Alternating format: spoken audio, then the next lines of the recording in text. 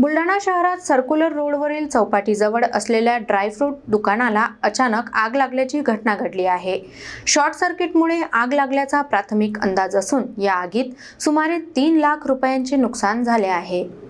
बुलढाणा शहरातील circular road परिसरात आज एक खळबळजनक घटना घडली। चौपाटीजवळ असलेल्या पर्वणी ड्रायफ्रूट या दुकानातून अचानक धूर येत असल्याचे स्थानिक नागरिकांच्या लक्षात आले। संशय आल्याने नागरिकांनी तत्काळ दुकानाचे कुलूप तोडून आत पाहिले असता दुकानाला आग लागल्याचे स्पष्ट झाले। घटनेची माहिती मिळताच स्थानिक नागरिकांनी तातडीने अग्निशमन दलाला कळवले। अग्निशमन दलाचे पथक काही वेळातच घटनास्थळी दाखल झाले आणि शर्थीच्या प्रयत्नांनी आगीवर नियंत्रण मिळवले।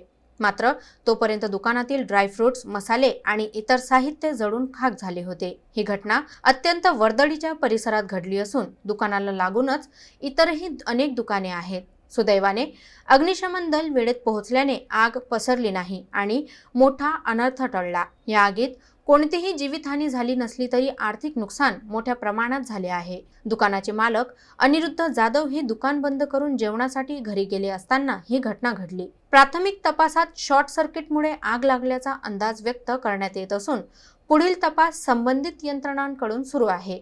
या घटनेमुळे व्यापाऱ्यांमध्ये भीतीचे वातावरण पसरले असून विद्युत उपकरणांची वेळोवेळी तपासणी करण्याचे आवाहन प्रशासनाकडून करण्यात येत आहे।